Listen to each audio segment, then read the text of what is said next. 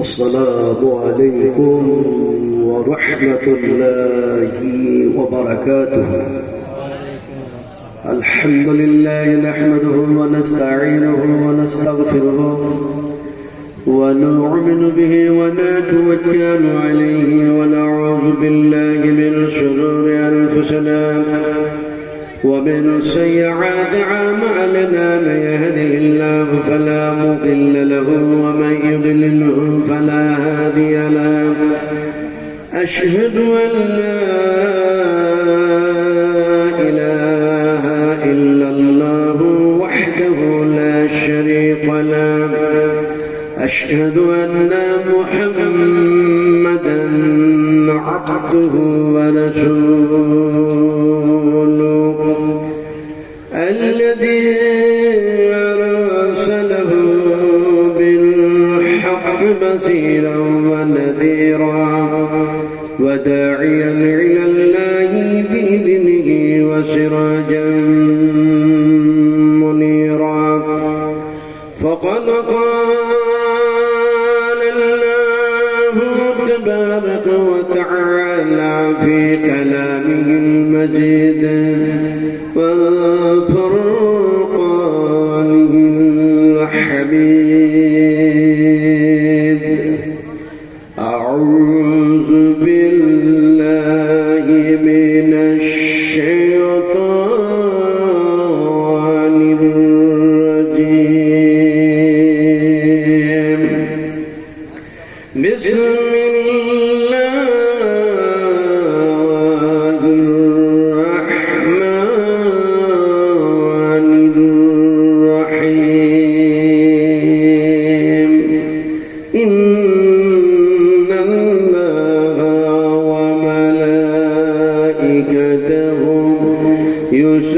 يصلون على النبي يا أيها الذين آمنوا صلوا عليه وسلموا تسليما.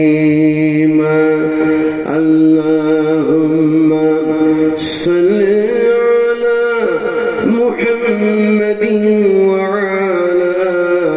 محمد كما صليت على إبراهيم وعلى آل إبراهيم إنك حميد مجيد.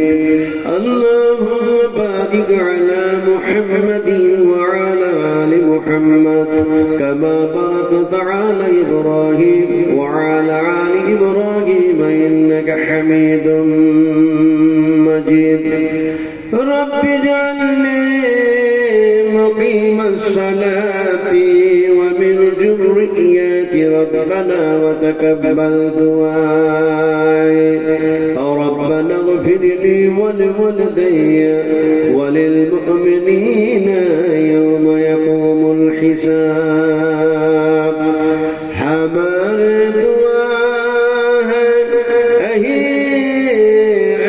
खुदा हो इस्लाम का बुलबला सदा आता कर सभी को हिदायत का नूर जलालत का अंधेरा हो जाए दूर.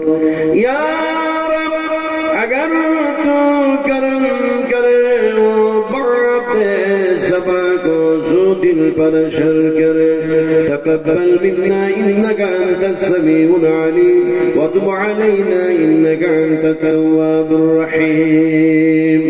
सुब्हान रब्बिका रब्बिल इज्जति अम्मा यसिफून व सलामुन अलल मुरसलीन वल्हम्दुलिल्लाहि रब्बिल आलमीन. मशाइख इज़ाम, उलमाए कुरान, हजरात, সম্মানিত সুশিক্ষিত আজকার জালসার সভাপতি মহাশয়, সামনে বসে থাকা শিক্ষিত জ্ঞানীগুণী বুদ্ধিজীবী ইসলাম দরদি ভাতৃবৃন্দবর, পর্দার আড়ালের মা ও বোনেরা, সকলকেই জানাচ্ছি আমার আন্তরিক শুভেচ্ছা, ভালোবাসা, অভিনন্দন দিয়ে সর্বপ্রথমে সেই আল্লাহর প্রশংসা করছি গভীর রাত্রে। যে আল্লাহ পাক আমাদেরকে ভালোবেসে মহব্বত করে অনুগ্রহ করে কৃপা করে একটি কোরআনী মজমায় আসার তৌফিক দান করেছেন, সেই আল্লাহর প্রশংসা একসঙ্গে একযোগে একত্রিত হয়ে মহব্বতের সঙ্গে পড়ে নিচ্ছি আলহামদুলিল্লাহ। আপনারা যদি পড়েন তাহলে মনে হয় ভোটের যে লিস্ট আছে তা থেকে নামটা মনে হয় বাদ চলে যাবে নাকি? দেখুন, হাবিজাবি কথা বলে এবং কোরআন মাফিক আলোচনা না করে মানুষের মন জয় করার জন্য আমি যদি ওয়াজ করি, তাহলে আমি বক্তাকে কিয়ামতের মাঠে আল্লাহ ছাড়বে না ধরবে? কোনটা? জোরে কথা বললেন। আপনারা কি মোদির জোট ভাই যে সত্য কথা বলছেন না? বলুন, সত্য কথা বলতে কি ভয় আছে? মিথ্যা কথা বলা ভালো না সত্য কথা বলা ভালো? তাও বলেন। আপনারা মুর্শিদাবাদের মানুষ তো সাহসী মানুষ, সারা ভারতবর্ষে আপনার মুর্শিদাবাদের মানুষ, যেখানে যাবেন মুর্শিদাবাদের মানুষ, যেখানে যাবেন মুর্শিদাবাদের মানুষ। তাও আল্লাহর প্রশংসা করছেন, আলহামদুলিল্লাহ পড়ো। এটা কত বড় আল্লাহর দয়া আপনাদের প্রতি। আপনাদের মধ্যে ওপরে এত ধমক চমক কত কি, তারপরে আল্লাহ হেফাজত করছেন, তারপরে আল্লাহর প্রশংসা করতে ইচ্ছা করে না। আলহামদুলিল্লাহ। একটু কথা বলুন, সত্য কথা বলা ভালো না খারাপ? জোরে বলতে হবে। আমরা তো মিথ্যা কথা বলি নাকি? যেহেতু আমরা বক্তা, আমরা আলিম, মাস্টার, ডাক্তার, মুসলমান, আমরা মুমিন, মুত্তাকিন, পরেজগার, মিথ্যা কথা বলা হয়নি। ফজরের নামাজ পড়ে মুসল্লি একবারে মুসল্লিরা ফজরের নামাজ পড়ে মসজিদ থেকে বাইর হচ্ছে, মসজিদ থেকে বাইর হচ্ছে। হযরত ওমর বলছেন এরা একটাও মুমিন নয়, একটিও মুমিন নয়। চিন্তা করতে পারতেন, ফজরের নামাজ মসজিদ থেকে পড়ে বাইর হচ্ছে, আর হযরত ওমর বলছেন এরা কেউ মুমিন নয়। সঙ্গ সাথীরা খুব অবাক হলেন। আশ্চর্য কথা যে ফজরের নামাজ দুই ঠান্ডার ওয়াক্তে নামাজ পড়লে জামাত সহকারী রাসূলুল্লাহ বলেছেন এরা হচ্ছে জান্নাতি মানুষ, আর হযরত ওমর বলছেন এরা কেউ মুমিন নয়। খুব অবাক হয়ে গেল। তো বললেন এরা মুমিন নয় তবে মুসলমান বটে। কখনো মিথ্যা কথা বলবে, কখনো সত্যও বলবে, কখনো সুদ খাবে, কোনো সময় খাবে না, কোনো সময় হালাল, কোনো সময় হারাম, তার তামিজই করবে না। এরা মুসলমান। তো সত্য কথাটা কি আপনি আমি না বললেও আল্লাহ পাক বলছেন, ইয়াকু কাযিবান ফাআলাইহি কাযিবুহু ওয়া ইয়াকু সাদিকান ইউসিবকুম বা'দুল্লাযী ইয়াঈদুকুম ইন্নাল্লাহা লা ইয়াহদি মান হুয়া মুশরিকুন কাযযাব। আল্লাহ রাব্বুল আলামিন বলেন, যারা এমনি করে সীমা লঙ্ঘনকারী হয়, সীমা অতিক্রমকারী হয়, মিথ্যাবাদী হয়, আমি আল্লাহ তাআলাকে যেন হেদায়েত করি না। এখন যদি আমরা সত্যবাদী হতে চাই, তাহলে এখানে মানুষ গভীর রাত্রে আমরা বসে আছি, এইদিকে কাঁদবেন, খবর তার অন্যদিকে দেবেন না। যেহেতু আমি গজল বলি না, আপনারা কোরআন শুনবেন না, কিয়ামতের মাঠে মহাখাজা হয়ে যাবে, পাকড়াও হয়ে যেতে হবে না, হবে না। বর্তমান একটা কথা বলেছি, ওটারও জবাব শুনুন। আমি ওয়াজ করলাম মানুষের মন জয় করার জন্য, কিয়ামতের মাঠে আল্লাহ আমাকে ধরবে না ছাড়বে? কথা বলুন। ফাআখাযাতহুম ফাকাইফা কানা ইকাব। আল্লাহ যদি ধরেন আর বাঁচার কোনো উপায় থাকবে না। না বাঁচার উপায় থাকবে? এই বাঁচার উপায় থাকবে নাকি? ইয়াউমা লা তামলিকু নাফসুন লিনাফসিন শাইআ ওয়াল আমরু ইয়াউমাইযিন লিল্লাহ। কেউ কাউরি কোনো উপকারে আসবে না, কেউ কাউরি সহানুভূতি সহযোগিতা করবে না। সেই দিন আল্লাহর নেতৃত্ব ছাড়া, আল্লাহর হুকুম ছাড়া, আল্লাহর কথা ছাড়া আর কাউরি কথা চলবে না। তারপরেও আমরা এখানে বসে আছি যারা, একটু আমাদের হুঁশ হওয়া দরকার। প্রশংসা করবেন কার? একটু জোরে কথা বলুন। না না, অভিষেক আর মমতা আমি কিন্তু বলতে বলতে অনেক কিছু কথা বলে ফেলি। কথা বলছেন কি? প্রশংসা আমরা কার করবো? ভালোভাবে না আপনি ডুপ্লিকেট ভাবে? শুধু আল্লাহ। আল্লাহ বুঝি তো, এই আল্লাহ আল্লাহ যে বললেন আমরা বুঝে বললাম না, না বুঝে কতক্ষণ আল্লাহ বুঝলাম নাকি? সবাই বুঝি আল্লাহ আল্লাহ আল্লাহ, কিন্তু এরকমটা যদি বুঝতাম যে আল্লাহ যতবার বলবো ততবার কোরআন তেলাওয়াত করা হয়ে যাবে। কোরআন তেলাওয়াতকারী তেলাওয়াত করে যা নেকি পায়, কোরআন শ্রবণকারীরাও ততটাই নেকি পায় এবং আল্লাহর পক্ষ থেকে তাদের প্রতি রহমত বর্ষিত হয়। এরকমটা আমাদের সেন্স, এরকম আমাদের জ্ঞান, এরকম আমাদের পরিমাণ, এরকম আমাদের বিবেক, এরকম আমাদের বিবেচনা, এরকম আমাদের ধ্যান, এরকম আমাদের ধারণা। কি হলো? এরকম আমাদের ধ্যান, এরকম যেন ধারণা, এরকম যেন দেখা যায় মনের যেন বাসনা, কল্পনা জল্পনা, এই সেন্স নিয়ে যদি বলি আল্লাহ, তাহলে দেখা যায় শুধু আল্লাহকে ডাকা পায় না, যেন কোরআন তেলাওয়াত করা হয়। যেমন কোরআনের বহু জায়গায় শব্দ এসেছে আল্লাহুল্লাযী খালাকাস সামাওয়াতি ওয়াল আরদা ওয়া মা বাইনাহুমা ফি সিত্তাতি আইয়ামিন সুম্মা ইসতাওয়া আলাল আরশ। এখন আমরা প্রশংসা করব যার, তার নাম হচ্ছে আল্লাহ। একটু জোরে বলুন, প্রশংসা যার করব তার নাম। আর একটু জোরে বলুন।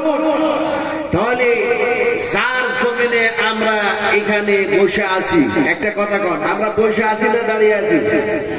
হ্যাঁ, বসে আছেন না দাঁড়িয়ে আছেন?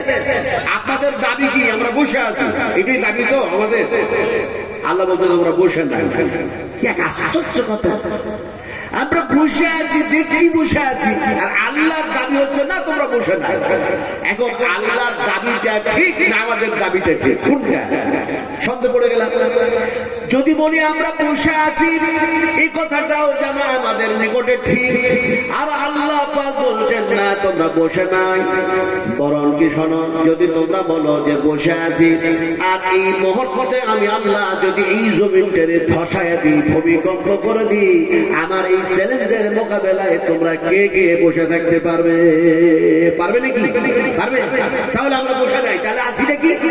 আল্লাহ সুবহানাহু ওয়া তাআলা এই জমিনের উপরে আমাদেরকে বসে থাকার সুযোগ করে দিয়েছেন, তৌফিক দান করেছেন। তাই তো যেন আমরা বসে আছি, আল্লাহ পাক আমাদেরকে বসে রেখেছেন, বসে থাকার তৌফিক দান করেছেন, আমরা বসে নাই। সেই আল্লাহর প্রশংসাটা একটু মহব্বতের সঙ্গে আমরা আদায় করি। বলুন আলহামদুলিল্লাহ। হলো না? আচ্ছা, আলহামদুলিল্লাহ যদি জোরে পড়ে তাহলে কি গুনাহ হবে? অমুর্শিদাবাদের মানুষের একটু কথা গুনাহ হবে? ধরে নেন, আপনারা কিভাবে বুঝাবো এই যুগ যান্ত্রিক ও সভ্যতার যুগ, সায়েন্সের যুগ, বৈজ্ঞানিকের যুগ, কম্পিউটারের যুগ, মোবাইলের যুগ ইত্যাদি, বুঝাবো কি করে? এমনি করে বুঝায়। রাসূল আকরাম সাল্লাল্লাহু আলাইহি ওয়াসাল্লাম তিনি দেখা যায় মহিলাদেরও ইমামতি করছেন, আবার দেখা যায় পুরুষদেরও ইমামতি করছেন। মসজিদে নববীতে যখন আপনি যাবেন, আমি যেমন গত বছরে 56 দিন থাকলাম, আমরা স্বামী স্ত্রী দুজনে 56 দিন। তো 56 দিনের মধ্যে ওর মধ্যে আমাদের হজটা হয়ে গেল, আলহামদুলিল্লাহ, আল্লাহ পাক করিয়ে দিলেন। তো 56 দিনের মধ্যে যত জায়গাগুলি আল্লাহ পাক দেখার সুযোগ করে দিয়েছিলেন, আমি যদি ওই চ্যাপ্টারের উপরে আলোচনা করে আপনাদের ঈমানগুলিকে একটু যদি পরিচিত করতে চাই, আল্লাহ যদি পরিচিত করে দেন, তাহলে বলতে বলতে বলতে বলতে সকাল হয়ে যাবে। কিন্তু যেহেতু আপনি অনেক রাত্রে আমাকে নিয়ে এসেছেন, ফলে বলা সম্ভব নয়, তবে একটু না বলেও থাকতেও পারি না। আপনি যদি মসজিদের নববীতে যান, তো একটি গেট আছে, গেটের নাম হচ্ছে বাবুস সালাম। কি নাম বললাম? বাবুস সালাম। ওই গেট দিয়ে কিন্তু মহিলারা যেতে পারবে না। কথা বুঝতে পারলেন? মহিলারা যেতে পারবে না। বাবুস সালাম গেট দিয়ে একেবারে নিষেধাজ্ঞা জারি করা আছে, একটু মহিলা যেতে পারবে না। চিন্তা করুন। আর একটি জায়গা আছে, জায়গাটির নাম হচ্ছে আপনার রিয়াজুল জান্নাহ। যে জান্নাতের কথা, যে বেহেশতের কথা রাসূল আকরাম সাল্লাল্লাহু আলাইহি ওয়াসাল্লাম বলেছেন, আর ইমাম বুখারী রাহমাতুল্লাহ আলাইহি বুখারী শরীফের মধ্যে সেই হাদিসটাকে কোট করেছেন ইমাম বুখারী। কিভাবে? আল্লাহর হাবিব বলেছেন, বিশ্ব নবীজি বললেন, আমার মিহরাব থেকে আমার মিম্বার পর্যন্ত, আমার মিহরাব থেকে আমার মিম্বার পর্যন্ত এটা হলো রিয়াদুল জান্নাহ, এটা যেন দুনিয়ার জান্নাত। ফলে দেখা যায় ওই রিয়াদুল জান্নাতের মধ্যে পুরুষও যাচ্ছে, মহিলারাও যাচ্ছে, ওখানে মেয়েদেরও বাধা নাই, আর যেন দেখা যায় পুরুষদেরও বাধা নাই। বিস্তারিত আলোচনায় যাচ্ছি না, সময় পেলে ইনশাআল্লাহ অন্যদিন যেন আলোচনা হবে। কথা বুঝাতেছিলাম, আমরা যারা এখানে বসে আছি মহিলা না আমরা পুরুষ? জবাব দিন, আমরা যারা বসে আছি মহিলা না পুরুষ? এখন এই পুরুষেরা এখানে নামাজ শুরু করেছে মাগরিবের নামাজ শুরু করতে গিয়ে তাদের মধ্যে একজন ইমাম আছে। তো ইমাম এখন মাগরিবের ফরজ নামাজ পড়তে গিয়ে আলহামদুলিল্লাহ জোরে পড়ে না আসতে পড়ে? হ্যাঁ, আচ্ছা, এখন মেয়েরাও এখানে আছে, মেয়েরাও মাগরিবের ফরজ নামাজ শুরু করেছে আলাদা ভাবে। তো ওরা আস্তে আলহামদুলিল্লাহ পড়ে না জোরে পড়ে? আসতে পড়ে। তা আপনারা কি বেটি ছিলেন নাকি যে আল্লাহর প্রশংসা আলহামদুলিল্লাহ আসতে করছে? আপনারা তো বেটি ছিলেন না, একটু জোরে বলুন। পুরুষ সত্যতা বজায় রেখে একটু জোরে বলুন আলহামদুলিল্লাহ, আরো জোরে বলুন আলহামদুলিল্লাহ। সবাই মিলে বলি আলহামদুলিল্লাহি রাব্বিল আলামিন। পড়বেন না? পড়বেন না? কোরআন খুলতে গেলে, কোরআন যেমনি খুলবে পেয়ে যাবেন বিসমিল্লাহির রাহমানির রহিম, আলহামদুলিল্লাহি রাব্বিল আলামিন। সমস্ত প্রশংসার মালিক যিনি, তিনি হচ্ছেন সকলের খালিক মালিক, সেই আল্লাহ সুবহানাহু ওয়া তাআলা, তার প্রশংসা করলাম। এরপরে কি করব? এরপরে এমন একজন নবী, এমন একজন রাসূল, সর্বশ্রেষ্ঠ সাইয়্যিদুল মুরসালিন খাতিমুন নবীয়্যিন মুহাম্মদ রাসূলুল্লাহ সাল্লাল্লাহু আলাইহি সাল্লামের প্রতি দরুদ ও সালাম বর্ষিত হয়ে যাক। সকলে আল্লাহুম্মা আমিন। আচ্ছা, আমিন বললেও গুনাহ হবে মনে হয়? হ্যাঁ, এখানে আপনি জানেন কায়দায় নামাজ পড়ছেন তো? আল্লাহর কসম খেয়ে বলছি, আপনি যদি আসল নামাজ রাসূলের যদি সেই নামাজ দেখতে চান, আপনাকে ওখানে যেতে হবে। সাল্লু কামা রাআইতুমুনি উসাল্লি, ওখানে যান। এই যে সামি আল্লাহু লিমান হামিদা বলে যে আপনি দাঁড়ালেন, ও সে কোন আকীদার মানুষ হোক, যতই বড় মহাপণ্ডিত হোক, জ্ঞানী হোক, শিক্ষিত হোক, মুহাদ্দিসিন হোক, মুহাক্কিকিন হোক, সেই হোক, ইমাম দাঁড়িয়ে গেছে, দাঁড়িয়ে আছে। রব্বানা ওয়া লাকাল হামদ হামদান কাসীরান তাইয়্যিবান মুবারাকান ফি, দাঁড়িয়ে যে আছে, তো কাউরি ক্ষমতা হয় না যে চলে যাবে। একেবারে প্রতি ওয়াক্তে একই ধরনের নামাজ, বুঝতে পেরেছেন?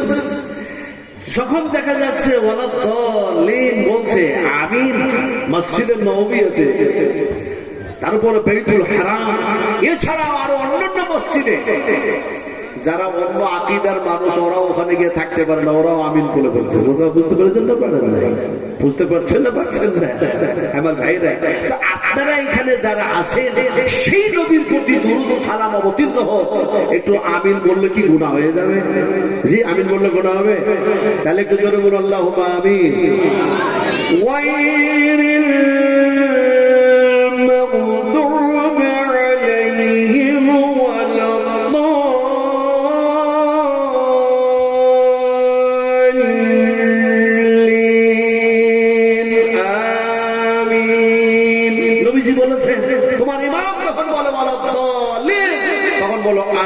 আমি কি হাদিসের বাইরে কথা বলছি নাকি? কারণ বলছি না কেন? ওই যে ধরা করতে হবে কিয়ামতের মাঠে, দুই দিকে দুইটা ফেরেশতা বসে আছে। কিয়ামতের মাঠে যদি জিজ্ঞাসা করা হয় ওয়াজ করেছিলে কোন জায়গা থেকে, إذ يتلقى المتلقيان عن اليمين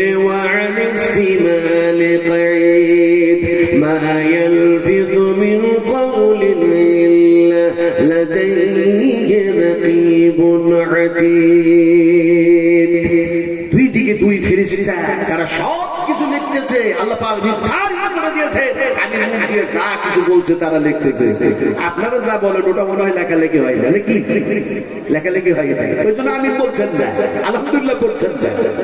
আমার ভাইরা কথা বলতেছিলাম, আমি কিন্তু ওয়াজ শুরু করি নাই। বলে তাহলে কি করছেন, কি আপনি কি করছেন? বলে মাঠ ঠিক করছি, মাঠ পিচ ঠিক করছি, পিচ যাতে করে বলটা খেলতে ভালো হয়, ফাস্ট বল, স্পিন বল, ব্যাট গুলো চলে তো ভালো হয়, এজন্য মাঠ ঠিক করছি। এই গভীর রাত তো আমার ভাইয়েরা, শোনার্থীরা ভালো করে বুঝুন কথাটা কি বলতেছিলাম। কথাটা বলতেছিলেন যে এক আল্লাহর প্রশংসা করলেন, বিশ্বনবী মুহাম্মদ রাসূলুল্লাহ সাল্লাল্লাহু আলাইহি ওয়াসাল্লামের উপরে দরুদ পাঠ করেছি। আপনারা কি দরুদ পাঠ করতে পছন্দ করেন না অপছন্দ? আপনি যতই দোয়া করুন, আমার দোয়া আপনার দোয়া কবুল হবে না। আকাশের নিচে যেন ঝুলতেই থেকে যায়। নবীজি বলেছেন, আমি দোয়া করার যে প্রসেস, যে পদ্ধতি বলে দিয়েছি, সেই প্রসেসেই তোমাকে দোয়া করতে হবে। রাসূল আকরাম সাল্লাল্লাহু আলাইহি সাল্লাম বলেছেন, প্রসেসটা কি? আপনি যেন দেখা যায় এইভাবে, যেন দেখা যায় হাত তুললেন, দোয়া শুরু করেছেন। এখন দোয়াটা করতে গিয়ে যেন বললেন সূরা ফাতিহা পড়লেন, সূরা ইখলাস পড়লেন। সূরা ইখলাস পড়ার পর দেখা যায় আল্লাহর সিফাতি নাম, যে নামগুলি আছে, ইয়া আল্লাহ, ইয়া রহমান, ইয়া রহিম, ইয়া মালিক, ইয়া কুদ্দুস, ইয়া সালাম, এগুলি যেন পড়তেছেন। চোখের ঘুম দিয়ে যেন পানি আসতে শুরু করে দিয়েছে। এরপরে দেখা যায় আপনার মনের বাসনা, আপনার মনের আশা আকাঙ্ক্ষা যা আছে তাই আপনি যেন পেশ করতে শুরু করেছেন আল্লাহর দরবারে।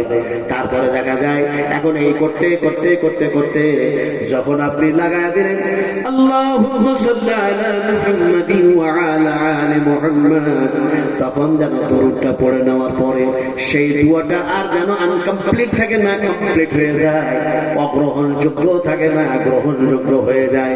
নবীজি বললেন এটাই যেন হলো যেন সিলমোহর। শুধু আমরা বলি আল্লাহ এই দাও এই দাও, অথচ নবীর প্রতি দরুদ পড়তে আমরা পছন্দ করি না। রাসূল আকরাম সাল্লাল্লাহু আলাইহি ওয়াসাল্লাম বলেছেন, যারা আমার প্রতি একবার দরুদ পড়ে আল্লাহর পক্ষ থেকে রহমত বর্ষিত হয়। এই জন্য আমার বক্তৃতার সূচনায় যতগুলো আপনারা বক্তব্য শুনবেন, আমি দেখবেন আমি বক্তব্য শুরু করি রাসূল আকরাম সাল্লাল্লাহু আলাইহি সাল্লামের উপরে দরুদ দিয়ে শুরু করি। আর আমি আপনাদের সামনে আমার হৃদয় খুলে দেখাবার প্রয়োজন মনে করি না। সবচেয়ে যিনি ভালো দেখতেছেন তার নাম কি? আরো জোরে বলতে হবে। আমার ভিতরটা যিনি দেখছেন সবচেয়ে, তার নাম আল্লাহ। শুনছেন যিনি সবচেয়ে ভালো, তার নাম কি? ইন্নাল্লাহা সামিউন বাসীর। অন্য জায়গায় এসেছে ইন্নাল্লাহা আলিমুন বিযাতিস সুদূর। আপনারা সব জানেন, আমরা সব জানি, কিন্তু জানার পরেও আমল করি না। আচ্ছা আপনারা বলুন তো, আমলকারীর নাম হচ্ছে যেন দেখা যায় ইমানদার, কিন্তু তার আরেকটা পজিটিভ নাম আছে বেঈমান। আপনারা বেঈমান ভাষা বুঝেন না? বুঝেন না? বেঈমান কথা বাংলায় বলছি, টেনে বলছি বেঈমান। এখন দেখা যায় আমলকারী যারা হয় তাদের যেন দেখা যায় কৃষ্টি কালচার, তাদের তাহযীব ও তামাদ্দুন, তাদের আখলাক ও আদর্শ, তাদের যেন দেখা যায় এমনি করে সবকিছু হয় আল্লাহর ভয়ে। আজকে আল্লাহর ভয় কোথায়? মানুষের খাতা থেকে, ভোটার লিস্ট থেকে নাম বাদ পড়ে যাবে, তাই মানুষ ভয় ব্যতিব্যস্ত ছুটে বেড়াচ্ছে, বেড়াচ্ছে না বেড়াচ্ছে না। আর আল্লাহ পাক আপনাদেরকে আমাদেরকে সতর্ক করছে যে তোমাদের ভয়ের কোনো কারণ নেই। আমি আল্লাহ একটা যেন তোমাদের নিরাপত্তার ফয়সালা দিব। আল্লাহ পাক শর্ত লাগিয়েছে, তোমরা যদি আমাকে ভয় করো। বলে কোথায় বলা হয়েছে? কোরআনের বহু জায়গায় বলা হয়েছে, তার মধ্যে একটা জায়গায় বলছি, আল্লাহ পাক বলছেন ইয়া আইয়ুহাল্লাযীনা আমানু ইন তাত্তাকুল্লাহা ইয়াজআল লাকুম ফুরকানান ওয়া ইউকাফির আনকুম সাইয়্যাতিকুম ওয়া ইয়াগফির লাকুম। আল্লাহ রাব্বুল আলামিন বলছেন, ও মুমিনরা, ও অবিশ্বাস্য আমার বান্দা বান্দিরা, তোমরা যদি এক আল্লাহকে ভয় করার মতো ভয় করো, তোমরা আমার প্রতি যদি ভীতি রাখো, যে সমস্ত তোমাদের কর্মগুলি আমাকে সন্তুষ্ট করার জন্য যদি বলে থাকো, তোমাদের করছো যা, বলছো যা, যে দেখছো যা, খাচ্ছ যা, সবকিছু যদি আমার ভয়ের মধ্য দিয়ে হয়, তাহলে আমি আল্লাহ পাক বলছি ফুরকান ওয়া ইউকাফির আনকুম, অবশ্যই আমি তোমাদেরকে একটা নিরাপত্তার ফায়সালা দেব। কিন্তু আল্লাহর প্রতি তো ভয় আমাদের নাই, ভয় হচ্ছে এখন দুনিয়ার গভর্নমেন্টের উপরে, কে জানি সর্বনাশ হয়ে যায় নাকি। আমার ভাইরা, শোনা টুনা, আপনাদেরকে আলোচনা করতে করতে করতে করতে রাত্রি বেশি হয়েছে। আমি বুঝতে পারছি যে ঘড়ির কাঁটা 12টা হয়ে গেছে, আর 12টার পরে বক্তব্য শোনা হয় না। তবে হ্যাঁ, অনেক জায়গা আছে কলকাতায় আমি দেখেছি, এই যে আবু বৈদা ভাই বলছিলেন না যে আমরা একসঙ্গে অনেক প্রাচীন পুরাতন আমরা বক্তা, বহু জায়গায় হাজারো জায়গায় দেখেছি। কোনো জায়গায় উনি প্রধান বক্তা, তো কোনো জায়গায় আমি তার পরের বক্তা। দেখা যায় আমি কোনো জায়গায় প্রধান বক্তা, তো উনি আবার আর কিছু। তো কলকাতার মধ্যে বহু জায়গায় দেখেছি যে রাত্রি 12টার সময় আমার নিয়ে যাওয়া হচ্ছে, 1টার সময় নিয়ে যাওয়া হচ্ছে, অথচ দেখা যাচ্ছে প্যান্ডেল প্যাকটা আছে, বলে এতক্ষণ পর্যন্ত যা কিছু হলো, এবার হবে কোরআনের তাফসীর। আমরা সেই আলোচনাগুলি শুনবো, আল্লাহর কাছে একটু কাঁদাকাঁদি করবো, চোখের পানি ঝরাবো, তারপরে এখান থেকে আমরা দোয়া নিয়ে বাড়ি যাবো। এরকম মানুষের একটা সেন্স থাকে। আমাদের সেন্সটা কি? আমরা যখন ঘর থেকে বাইরে হয়েছে, আচ্ছা বলুন তো, কে কে ঘর থেকে বাইরে হয়ে আপনি উজু করে বাইরে হয়েছে, উঁচু করে বাইর হচ্ছে, কে কে এরকমটা করেছেন যে এই ঘর থেকে বাইর হচ্ছি, কে জানি আর আমি এই ঘরে ফিরে আসবো কিনে, এরকম নিয়ে দিয়েছে? তাও হয় নাই। স্ত্রীর সাথে আপনি কি কথা বলে এসছেন? আসেন না।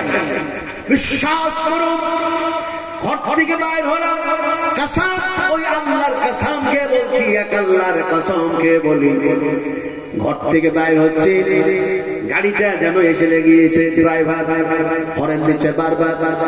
আমার স্ত্রী, আমার অর্ধাঙ্গিনী, আমার জুতাটা যেন সুন্দর করে কাপড় দিয়ে পুষে গেটে রেখেছেন। তারপরে দেখা যায় এমন সময় আমার স্ত্রী, দেখা যায় সে যেন আমার যেন সাথে কথা বলছে, আপনি চলে যাবেন, হয়তো আমার সঙ্গে আর কথাবার্তা হবে না, তো আপনার শেষ কোনো ওসিয়ত নসিহত আছে নাকি? আমি শেষ পর্যন্ত বললাম, ওসিয়ত আর নসিহত হচ্ছে নামাজ, সালাত, আর দেখা যায় সন্তান সন্ততিদের ঠিকভাবে লালন পালন করা, এক আল্লাহর সঙ্গে শিরক না করা, আল্লাহর প্রতি তাওয়াক্কুল আর ভরসা রাখা।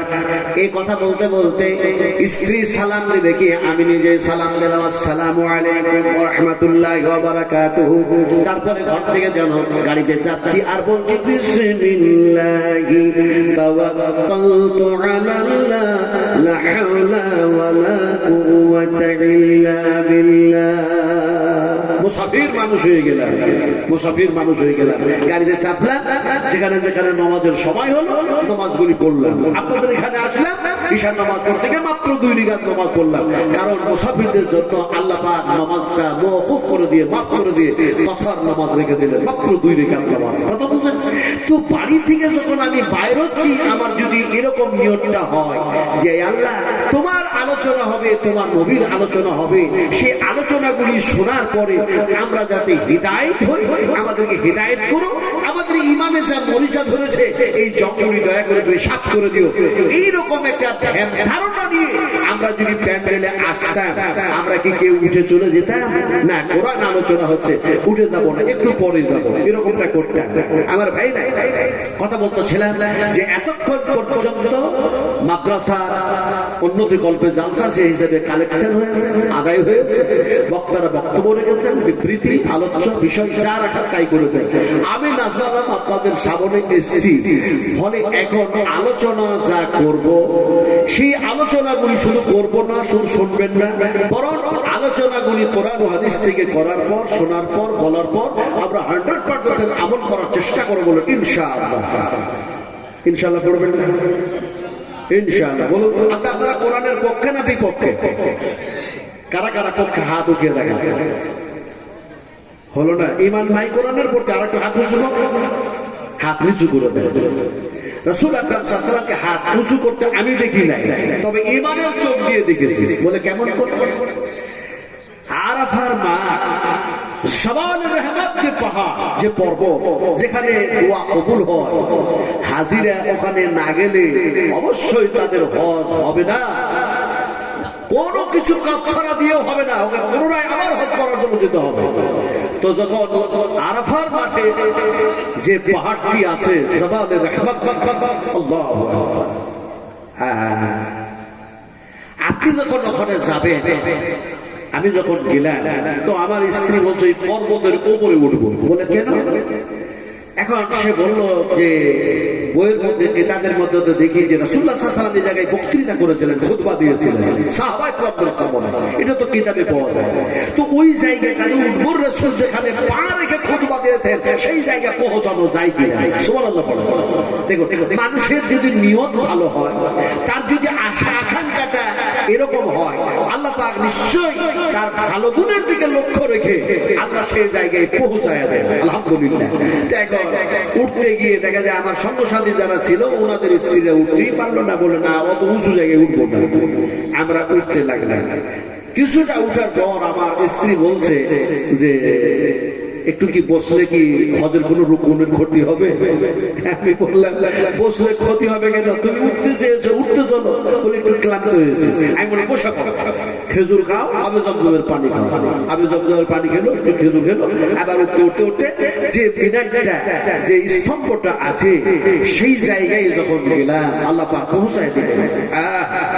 মনের মধ্যে আসলো এই জায়গায় বিশ্ব নবী মুহাম্মদ রাসূলুল্লাহ সাল্লাল্লাহু আলাইহি সাল্লাম দাঁড়ায় খুতবা দিয়েছেন। হাজার হাজার অগণিত সাহাবা کرامদের সামনে এই জায়গায় বুঝি হয়তো ওমরের পা পড়েছে, এই জায়গায় আবু বকর সিদ্দিকের পা পড়েছে, এই জায়গায় বুঝি আবু তালহা, আবু দারদা, এই জায়গায় বুঝি হয়তো হযরত আলী, হযরতে দেখা যায় এমনি করে সাহাবী ইত্যাদি। মনের মধ্যে শুধু এইগুলি যেন ঘুরপাক খায়। রাসূল আকরাম সাল্লাল্লাহু আলাইহি ওয়াসাল্লাম যে জায়গায় পা রেখে খুতবা দিয়েছেন, মনের মধ্যে হয় যে একটাও যদি নবীর পায়ের উপরে আমার পাটা পড়ে যায়। নবীজি বলেছেন, বিশ্ব নবী মুহাম্মদ রাসূলুল্লাহ সাল্লাল্লাহু আলাইহি সাল্লাম দেখা যায় তিনি বলেছেন এমনি করে যেন দেখা যায় আমার শরীরের রক্ত অথবা আমার শরীরটার সাথে কাউরি শরীরের যেন টাচ হয়ে গেল, আল্লাহ সুবহানাহু ওয়া তাআলা সেই জায়গা থেকে সেই মানুষটাকে জাহান্নামের আগুন দিয়ে যেন পুড়াবেন না। মনের মধ্যে নানা কিছু হাদিস মনের মধ্যে পড়ে গেল। নবী কি বক্তৃতা করতে করতে এই জায়গা থেকে কি তিনি হাত উঁচু করেছিলেন আকাশের দিকে নাকি? যেমন আপনারা আকাশের দিকে হাত উঁচু করলেন যে আমরা কোরআনের প্রতি বিশ্বাস রাখি, কোরআনের প্রতি ঈমান রাখি, কোরআনকে যেন ভালোবাসি, মহব্বত করি, কোরআনের আকর্ষণে এই জায়গায় যেন বসে আছি, নবীর যেন প্রেমিক হিসাবে এই জায়গায় বসে আছি, ইত্যাদি আপনাদের মনের আশা। রাসূল আকরাম সাল্লাল্লাহু আলাইহি সাল্লাম এই জায়গায় হাত কেন উঁচু করেছিলেন? মনের মধ্যে বারবার যেন ঘুরপাক খায়। নবীজি যখন হাত উঁচু করেছিলেন তার পূর্বে হাদিসের মধ্যে এসেছে রাসূল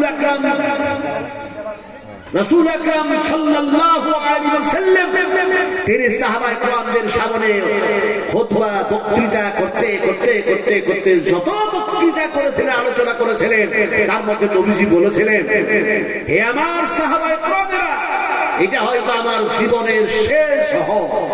হাজ্জাতুল বিদা, হাজ্জাতুল বিদা, হাজ্জাতুল বিদা, এটাই হয়তো আমার জীবনের শেষ।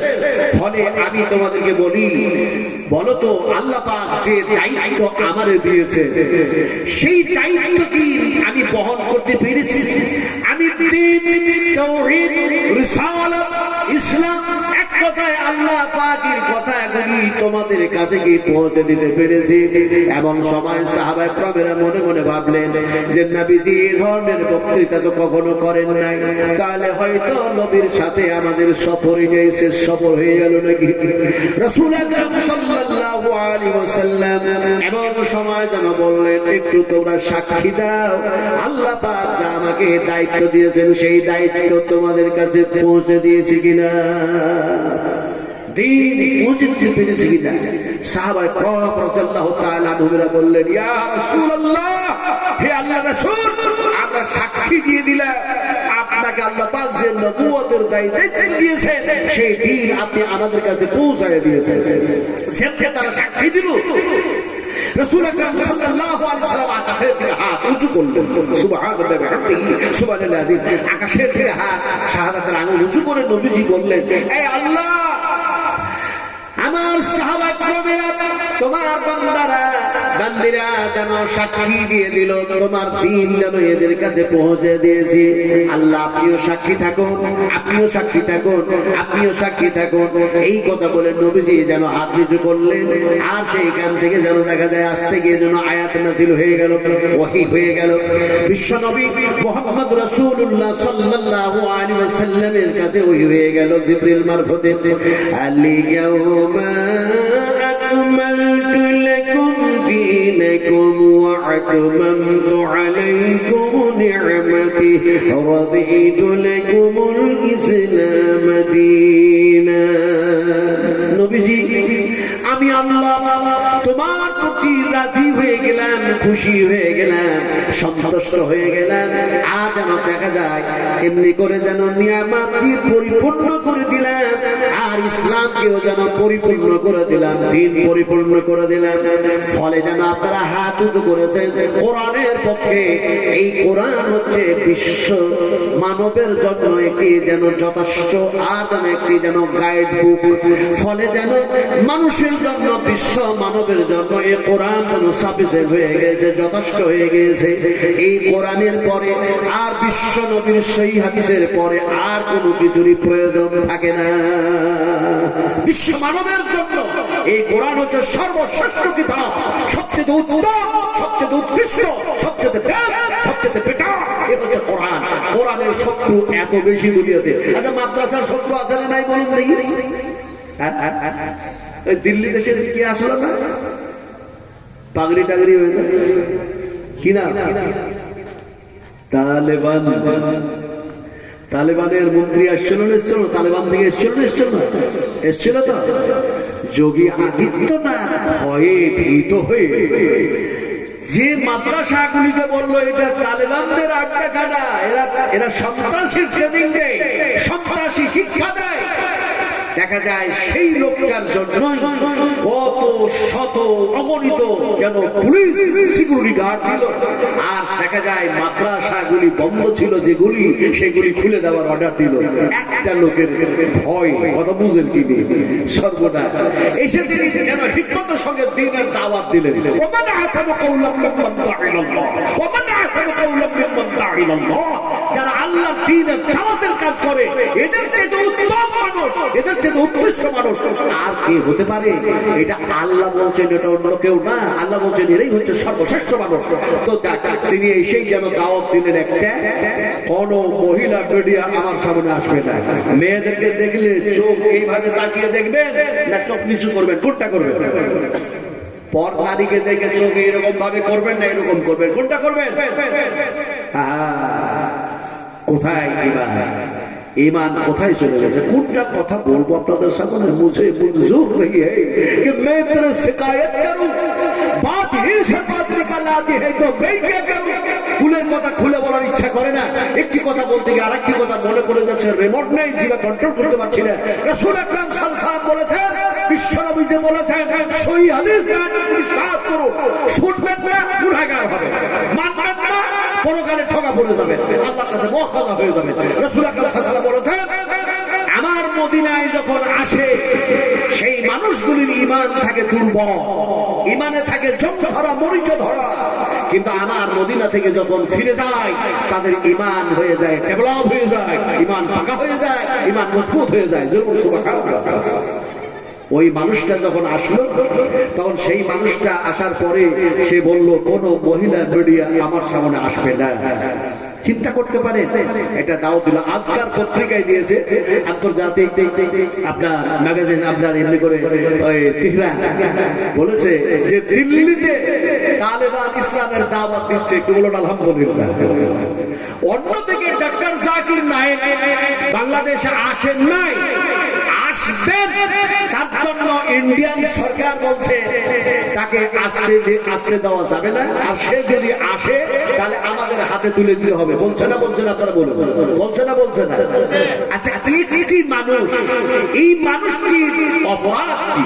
অপরাধ হচ্ছে একটাই, হাজার লাখ অগণিত ইহুদি নাসারা খ্রিস্টান এমনি করে মুশরিক মুশরিকা এমনি করে মূর্তি পূজারী যারা মূর্তি পূজা করে তারা আজকে দেখা যায় বক্তৃতা শোনার পর আল্লাহ পাক তারাকে হিদায়াত দান করছেন, তারা ইসলাম কবুল করছে। আর তাই যেন সে অপরাধী হলো, হিদায়াত করলেন আল্লাহ, এখন ধরবে ডাক্তার জাকির নায়েককে। আচ্ছা, হিদায়াতের মালিক কে? ডাক্তার জাকির না আল্লাহ? একটু জোরে কথা বলতে হবে, না কথা বললেই বিপদ হবে। একটু জোরে কথা বলুন, ডাক্তার জাকির নায়েক হিদায়াতের মালিক না হিদায়াতের মালিক আল্লাহ? আরো জোরে বলতে হবে। হিদায়াতের মালিক কোনো মাওলানা, কোনো মুফতি, কোনো মুজাদ্দিদ, কেউ কোনো নবী, কোনো ওলি, কোনো পয়গম্বর, কেউ। হিদায়াতের মালিক কে? আরো জোরে বলুন। ইন্নাকা লা তাহদি মান আহবাবতা লাইসা আলাইকা হুদাহুম ওয়ালাকিন্নাল্লাহা ইয়াহদি মান ইয়াশা। আল্লাহ যাকে চান হেদায়েত করে দিন, কিন্তু দেখা যায় হেদায়েত তখনই হয় যখন কোরআনের আলোচনাগুলি সেই নিয়তে সেই সেন্সে হয়, আর তারা সেই সেন্সে শোনে। তাহলে আজকে তারা যারা ইসলাম কবুল করলো, ডাক্তার জাকির নায়েককে বলছে আমাদের হাতে তুলে দিতে হবে। আল্লাহ যদি হেফাজত করেন তাহলে কেউ তার অপমান করতে পারবে? তারে কেউ অপমান করতে পারবে? তাহলে পারে এমনি করে ঈশ্বর তার প্রিয়জ্যোতির মালিক হচ্ছে আল্লাহ। আপনারা দয়া করে উঠে চলে যাচ্ছেন, এটা কিন্তু সাংঘাতিক যেন ব্যাধি হয়ে যায়। আমি ছেড়ে দেব, আর মাত্র আপনারা 15টা মিনিট আপনাদেরকে একটা ঘটনা শোনাবো, ছোট ছোট করে একটা সহি হাদিসের একটা ঘটনা শোনাবো, ছেড়ে দেবো। আমি মুসাফির মানুষ, দোয়া করবো। শুনুন, রাসূল আকরাম সাল্লাল্লাহু আলাইহি সাল্লাম দোয়া দিয়েছেন, যে দোয়াটা এই মঞ্চে এখনো পর্যন্ত হয় না, এই স্টেজে এখনো পর্যন্ত হয় না, ওই দোয়াটা আমি মুসাফির দেব, আর আপনারা শুধু আমিন আমিন করবেন। আমিন আমিন করতে রাজি আছেন? আছেন তো? তাহলে সমস্ত মানুষগুলো একটু দয়া করে আপনাদের বসা জায়গাটা নবীর মহব্বতে একটু এগিয়ে আসতে পারবেন? পিছনকার মানুষগুলো বলছি 10 মিনিটের মধ্যে ছেড়ে দেবেন ইনশাআল্লাহ। একটু দয়া করে উঠে আসুন, দাঁড়ান না, দাঁড়িয়ে উঠে আসেন। হায় হায় হায়, আসহাবে সুফফাদের জায়গা দেখলাম। বলে এটাই সেই আসহাবে সুফফা যারা দিন রাত কোরআন তেলাওয়াত করত। সেই জায়গায়, এই জায়গায়, ওই জায়গায় যখন গেলাম ঈমান ছিল দুর্বল। হাদিসের সাথে সেই হাদিস পড়াশোনা করার পরে সেখানে ঈমান আর দুর্বল থাকলো না। ঈমান পাকা হয়ে যাওয়ার পরে চোখ দিয়ে কাঁদতেছি, আরে এই সাহাবায়ে কেরামেরা এখানে বসেই কোরআন তেলাওয়াত করতেন, শুনতেন। আর আপনারা ওই জায়গাতে থেকে একটু এগিয়ে আসুন। আমরা ইনশাআল্লাহ উঠবো না, বলুন 10-12 মিনিট আমরা উঠবো, বলুন ইনশাআল্লাহ। এই ভাই উঠবো না, বলুন ইনশাআল্লাহ। উঠবেন না? তাহলে আমি দোয়াটা দিতে চেয়েছি, দোয়াটাও দিব। আপনারা উঠবো না বললেন ইনশাআল্লাহ, আল্লাহ চাইলে অবশ্যই উঠবেন। ঠিক আছে? আর আমিও আপনাদেরকে দোয়াটা দিতে চেয়েছি, দোয়া না দিয়ে আমি যাবো না, মুনাফিকি করবো না, ওয়াদা খেলাপ করবো না ইনশাআল্লাহ। ইনশাআল্লাহ ওয়াদা খেলাপ করবো না। তো কথাটা বলতেছিলাম কি, যে আপনারা যখন এসে বসলেন তখন একটা হাদিস শুনুন, তারপরে ইনশাআল্লাহ আমি আপনাদেরকে দোয়াটা দেব। রাসূল আকরাম সাল্লাল্লাহু আলাইহি সাল্লামের কাছে একটি মানুষ আসলো। এসে মানুষটি বলল, তুমি কি মুহাম্মদ সাল্লাল্লাহু আলাইহি ওয়াসাল্লাম? নবীজি বললেন, না, আমি হচ্ছি সেই আব্দুল্লাহ এবং আমিনার সন্তান, আর আমার উপরে কোরআন নাযিল হয়েছে, আল্লাহ পাক আমাকে নবুয়ত দান করেছেন। তো তুমি আসলে কেন? লোককে বলল, শুনেছি তো যে তুমি নাকি নবী দাবি করেছো, তোমার উপরে কোরআন নাযিল হচ্ছে, আর তুমি এখন আরবের মধ্যে সবচেয়ে বেশি নাকি সম্মানিত ব্যক্তি, তাই তো তোমার কাছে আসলাম। এখন রাসূল আকরাম সাল্লাল্লাহু আলাইহি ওয়াসাল্লাম তার কথা শুনে বললেন, প্রথমেই বললেন, তাহলে আসো এক আল্লাহর প্রতি ঈমান নিয়ে আসো, আমি মুহাম্মদ সাল্লাল্লাহু আলাইহি ওয়াসাল্লামের প্রতি বিশ্বাস স্থাপন করো, আল কালমা পড়ে নাও, আশহাদু আল্লা ইলাহা ইল্লাল্লাহ ওয়া আশহাদু আন্না মুহাম্মাদান আবদুহু ওয়া রাসূলুহু। লোকটি বলল, ওই আশা নিয়ে এখানে আসি না, যেমন আমরা এখানে ওই আশা দিয়ে আসি না যে কোরআন হাদিস শুনবো, ভালো লাগলে থাকবো, নাইলে চলে যাবো। ওই আশা নিয়ে যেমন আপনারা আসেন নাই, তেমনি করে সে বলছে ওই আশা নিয়ে এখানে আসি নাই, শুধু নামটা শুনেছি যে তুমি নাকি মুহাম্মদ, আর তোমার উপরে কোরআন নাযিল হয়, তোমাকে নবুয়ত শোনার জন্য আসলাম।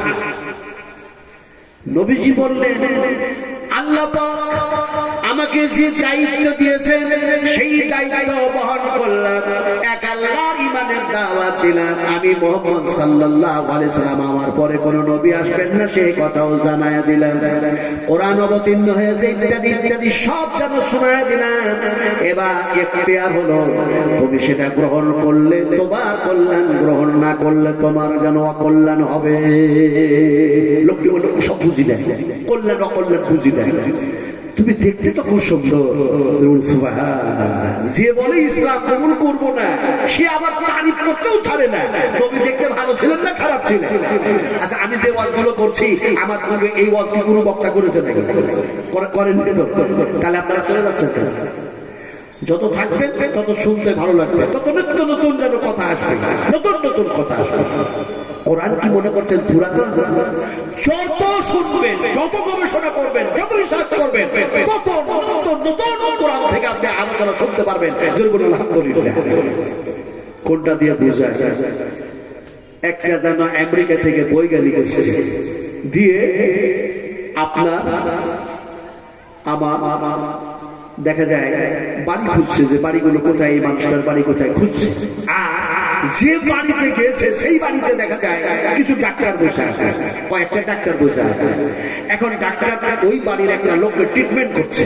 কি দিয়ে ট্রিটমেন্ট করছে? পায়খানা নিয়ে ট্রিটমেন্ট করছে। পায়খানা নিয়ে ট্রিটমেন্ট করছে। তো ট্রিটমেন্ট করতে গিয়ে দেখছে যে লোকটাকে অসুখ, যে লোকটার অসুখ হয়েছে তার অসুখটা এরকম যে নিজের পায়খানা নিজেই 2 হাত দিয়ে শুরু মারছে। আর বাড়ির লোক বলছে ম্যাট হয়ে গেছে, পাগল হয়ে গেছে। তাই তার ম্যাট পাগলামিটা কি করে ঠিক করা যায়, যার জন্য ডাক্তার ডাকা হয়েছে। এখন ও নিজের পায়খানা নিজে হাত দিয়ে নাড়ছে বলে তার ট্রিটমেন্ট করার জন্য ডাক্তার আনা হয়েছে। আর বাড়ির লোক, গ্রামের লোক বলছে ম্যাটে পাগল হয়ে গেছে। এখন আমেরিকা থেকে যে বৈজ্ঞানিক এসছে, এখন খুঁজতে খুঁজতে ওই বাড়িতে এসে তার পায়খানা এখন 2 হাত দিয়ে সে নাড়তে লেগেছে। গ্রামের মানুষ আর বাড়ির মানুষগুলো সর্বনাশ। এই আমেরিকা থেকে বৈজ্ঞানিক আসলো, এর পায়খানা গুলো কেন 2 হাত দিয়ে নাড়তে লাগলো? যে নাড়ছে এ তো পাগল, এ তো ম্যাট। কিন্তু এ বৈজ্ঞানিক, এ কেন 2 হাত দিয়ে পায়খানা নাড়ে? তখন যে ডাক্তারগুলি ছিলেন বসে, ওরা বললেন এ ম্যাট হলে হতে পারে, এ 2 হাত দিয়ে পায়খানা যখন নাচছে এ ম্যাট হলে হতে পারে, কিন্তু এই বৈজ্ঞানিক ম্যাট নয়, পাগল নয়। বলে তাহলে কি? বলে এর পায়খানা 2 হাত দিয়ে নেড়ে পায়খানার মধ্যে রিসার্চ আর গবেষণা করে নিশ্চয়ই কিছু একটা আবিষ্কার করবে, আর হবে বৈজ্ঞানিক। চিন্তা করেন, একজন পায়খানা নাড়লো তার জন্য ম্যাট হয়ে গেল, আর একজন পায়খানা 2 হাত দিয়ে নাড়লো দেশে বৈজ্ঞানিক হয়ে গেল। হায় হায় হায় হায় হায়।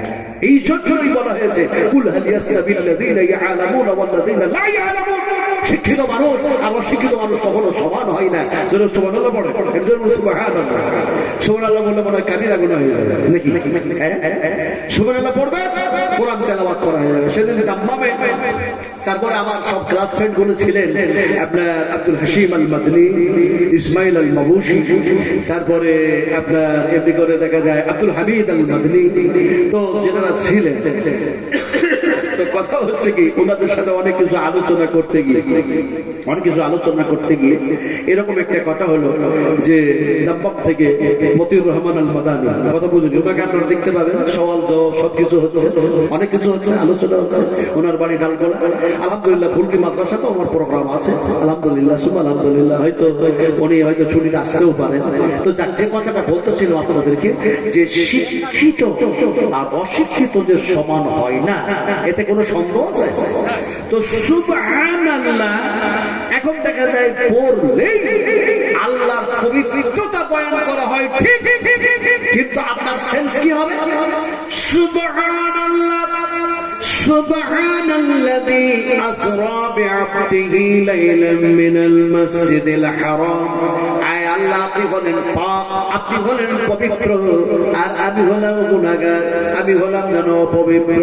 ফলে তুমি আমাকে গুনাহ থেকে পাক করে দাও। এই সেন্সে সুবহানাল্লাহ পড়তে হবে। কথা বুঝতে পারেন না? এখন দেখা যায় আপনাদেরকে যে ঘটনা শোনাচ্ছিলাম আমি মধ্যে মধ্যে একটু এদিক ওদিক করে নিয়ে যাচ্ছি যাতে করে আপনাদের ধ্যানটা একই রকম ভাবে থেকে না যায়, যার জন্য ওই কথাগুলো বলছি। কি কথা বলছিলাম বলো? রাসূল করিম সাল্লাল্লাহু আলাইহি সাল্লাম দেখতে সুন্দর, নবীজির একদিকে তারিফ করছে, অন্যদিকে বলছে তোমার ওই ঈমান আনবে সব কথা নিয়ে আসিলাই, ওই আশা নিয়ে আসিলাই গাই। তো রাসূল করিম সাল্লাল্লাহু আলাইহি সাল্লাম দেখতে ভালো ছিলেন না খারাপ ছিলেন?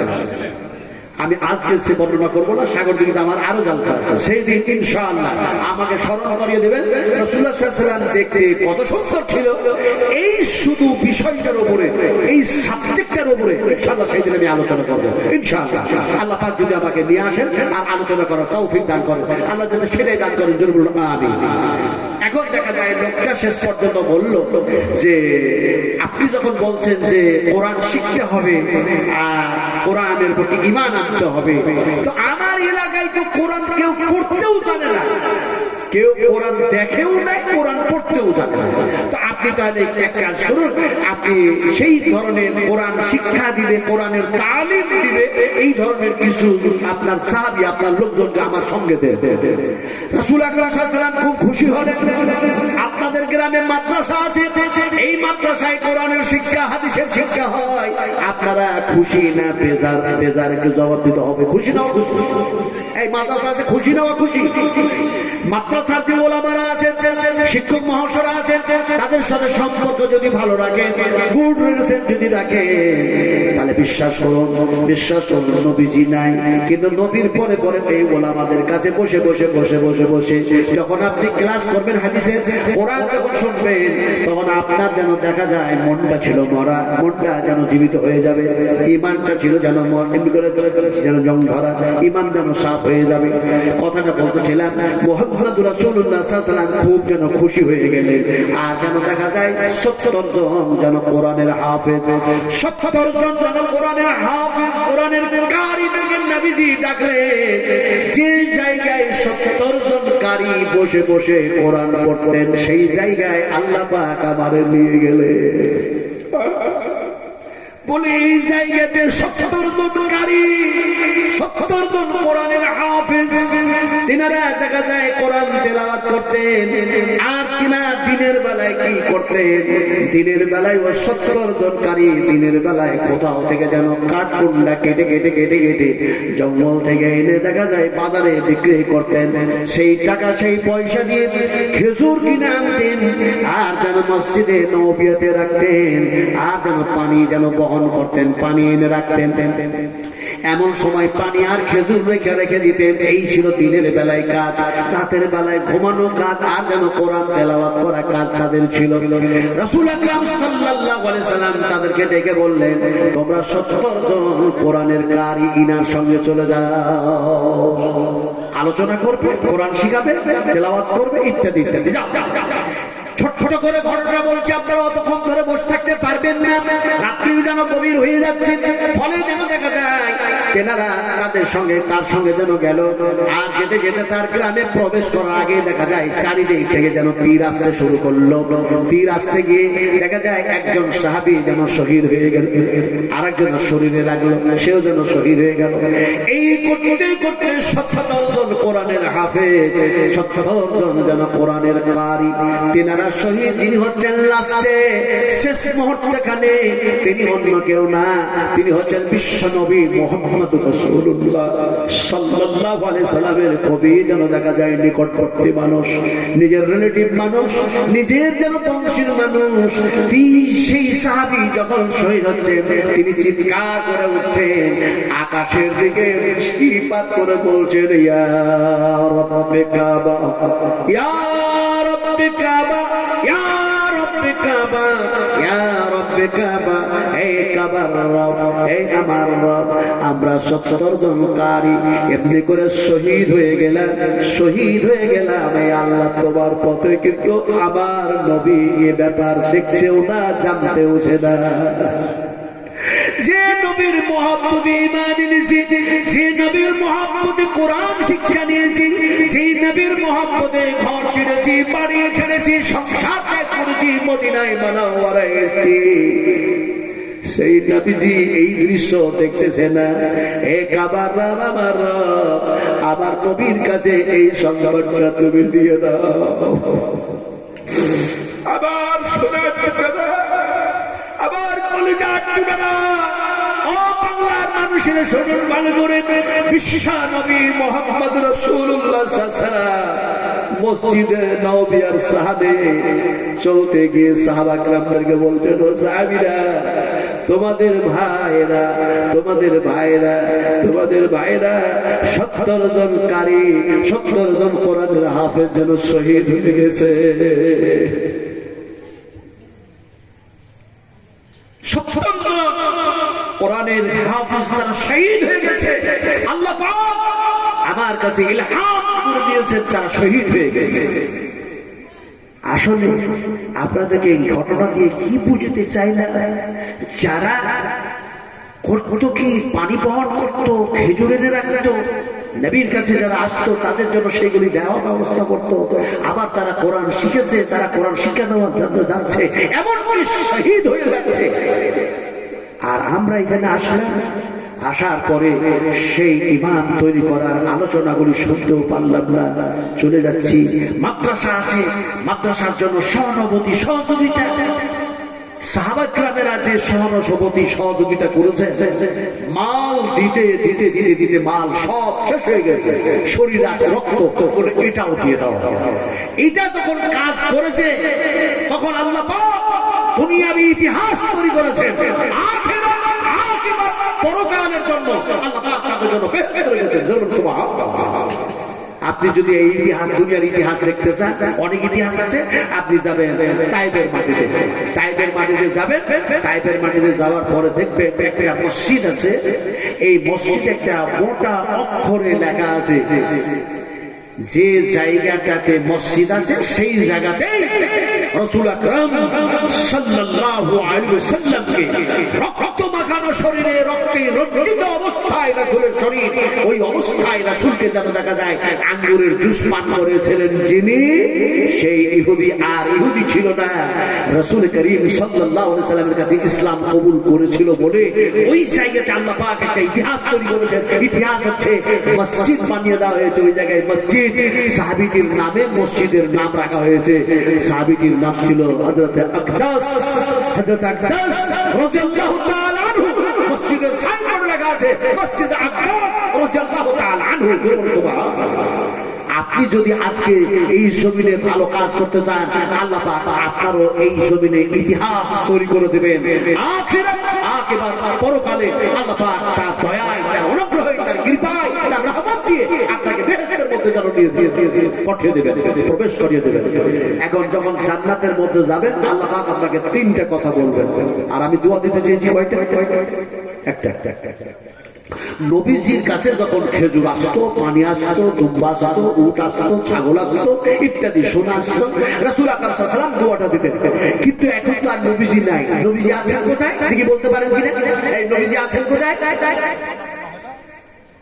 কি এক আশ্চর্য মানুষ! নবীজি আছেন কোথায়?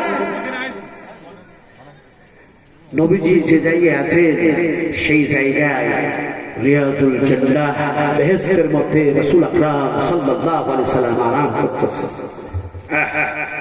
রাসূলের যেন দেখা যায় এই দিকে আর এই দিকে দেখা যায় পরস্পর ভাবে হযরত আবু বকর সিদ্দিক, হযরত ওমর রাদিয়াল্লাহু তাআলা শুয়ে আছেন। সুবহানাল্লাহি ওয়া বিহামদিহি, সুবহানাল্লাহিল আযীম। তো রাসূল আকরাম সাল্লাল্লাহু আলাইহি সাল্লাম বেহেশতের মধ্যে আছেন। এখন নবী তো আর এই সেখানে দোয়া দিবেন না। রাসূল দোয়াটা করেছেন, ইমাম বুখারী রাহমাতুল্লাহ আলাইহি দোয়াটাকে বুখারী শরীফের মধ্যে নিয়ে এসেছেন। আর আমরা পড়াশোনা করেছি, এখন আপনার আগে আমরা দোয়া দিব। রাসূল বলেছেন মুসাফিরের দোয়া কবুল হয়, মাতা পিতার দোয়া কবুল হয়, মুসলিম মানুষের দোয়া কবুল হয়। কথা ঠিক না বেটি? নবী ঠিক বলেছেন না ভুল বলেছেন? তাহলে পরে এখানে আমি মুসাফির হিসাবে ইনশাআল্লাহ দোয়া দেব। আমার কিন্তু কথা হচ্ছে, আমি সব কথা বলতে চাই না, কিন্তু না বললেও তো হয় না। মুলতাজাম, মুলতাজাম হাতিব গেট, মুলতাজামের গেট।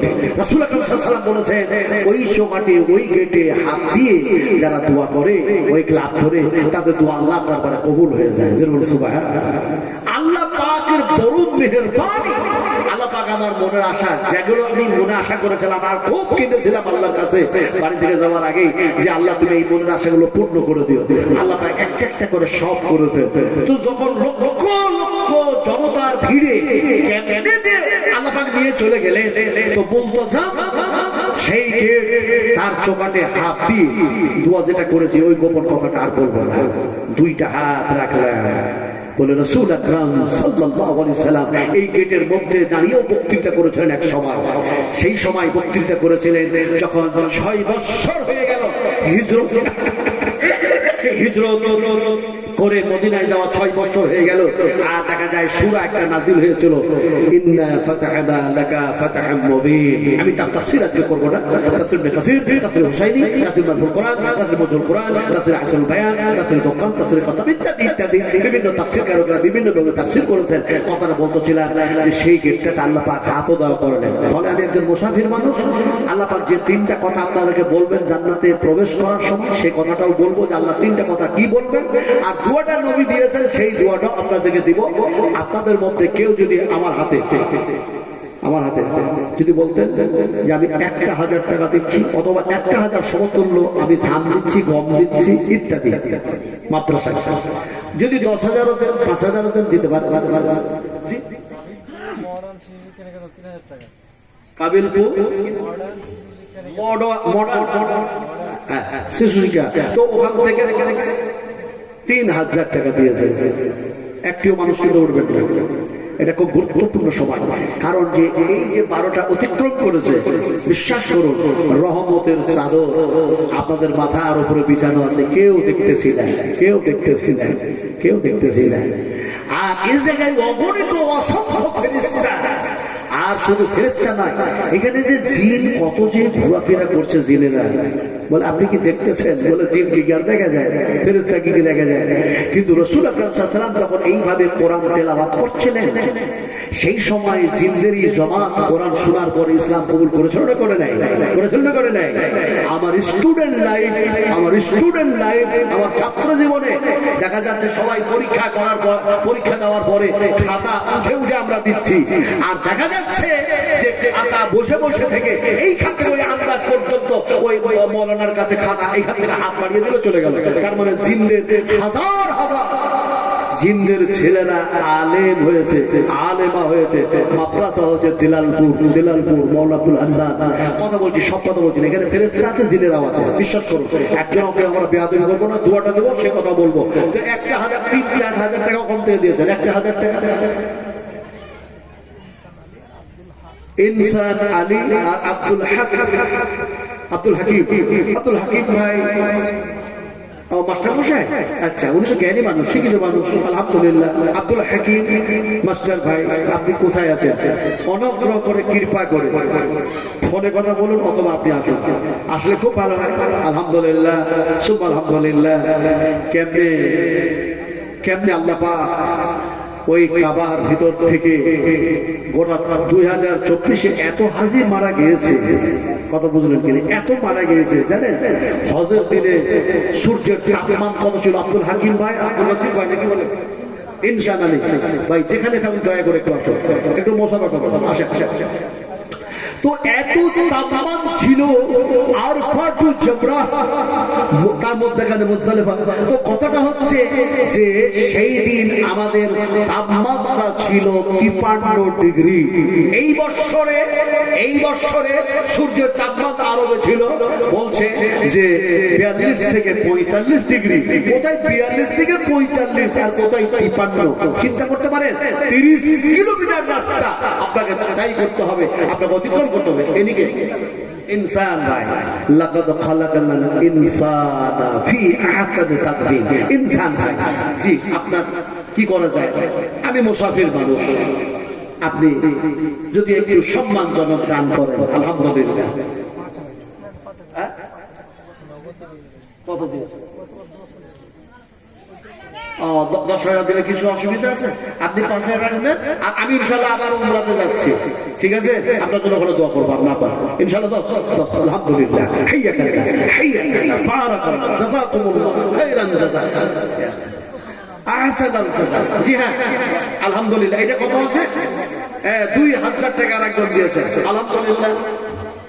একটা বাচ্চা 100 টাকা দিয়েছে, তো 2000 টাকা একজন দিলেন, একজন 3000 দিলেন, একজন 10,000 দিলেন, তো 3টা মানুষ হলো। আচ্ছা আপনারা বলুন, দয়া করে সত্য কথা বলার চেষ্টা করি। আমরা সবাই সত্য বলার চেষ্টা করি ইনশাআল্লাহ। সত্য কথা হচ্ছে এটা যে ইসলামের স্তম্ভ 3টা না 5টা, নামাজের ওয়াক্ত 3টা ওয়াক্ত না 5টা ওয়াক্ত? তাহলে আর 2টা মানুষ দেন, ইসলামের স্তম্ভ হওয়া যায় না, নামাজের ওয়াক্ত হওয়া যায় না। তো আব্দুল হাকিম ভাই, মাস্টার ভাই, দয়া করে একটু আসো, অনুগ্রহ করে, কৃপা করে। আল্লাহ পাক কি বলছেন জানেন? তুমি তোমার মায়ের পেটে ছিলে না, আমি রেখেছিলাম। তুমি সৃষ্টি হও নাই, আমি আল্লাহ তোমাকে সৃষ্টি করেছিলাম, দুনিয়ায় নিয়ে আসলাম, তোমাকে জ্ঞান দিলাম, গরিমা দিলাম, বিবেক দিলাম, ইলম দিলাম, সব দিলাম।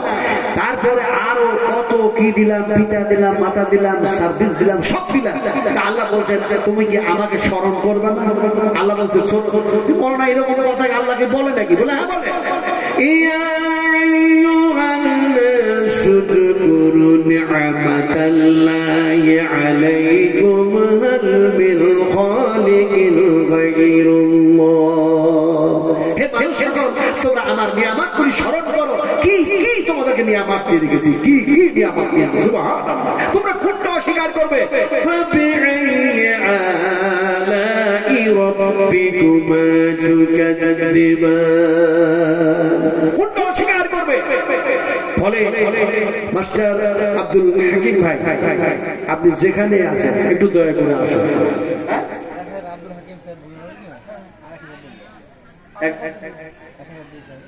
ও 1000 দিয়েছেন, আমার 1000 কিন্তু উনি আছেন, সোনার টুকরা বসে আছেন আলহামদুলিল্লাহ। জি সারিফুল ইসলাম 5000 দিচ্ছেন, সারিফুল ইসলাম। তাহলে হয়ে গেল কয় কলম?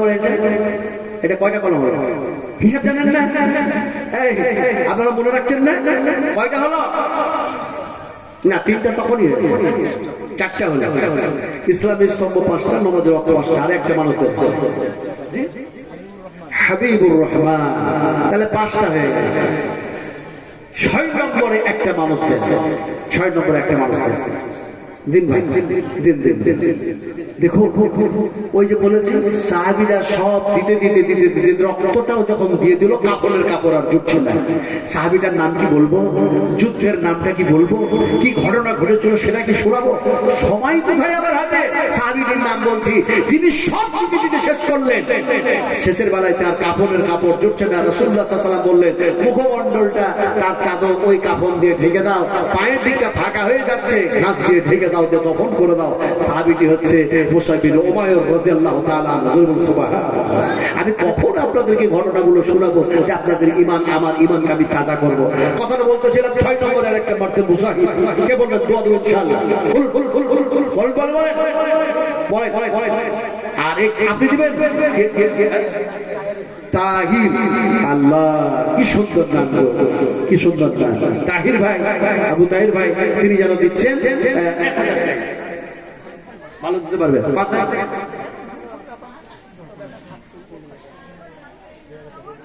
তাহিরউদ্দিন ভাই, এটাকে মানে 5000 ওরা বলছেন, ওটা সম্ভব না, ওটা সম্ভব না। না তাহির ভাই কত? 1000।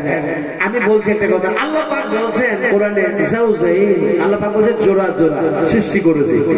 তো আপনার মা আর আপনার আব্বার জন্য আর 1000 টাকা দেন, আর 1000 টাকা দেন ইনশাআল্লাহ। হ্যাঁ আপনার ভাই 2000 টাকা দিচ্ছে, 2000 ইনশাআল্লাহ। তাহলে 6টা হলো, 6টা হলো। 7 নম্বরে একটা মানুষ বলুন, 7 নম্বরে এমন একটি মানুষ, এমন একজন মানুষ, আপনি আপনার সেন্সটা তৈরি করে নেন।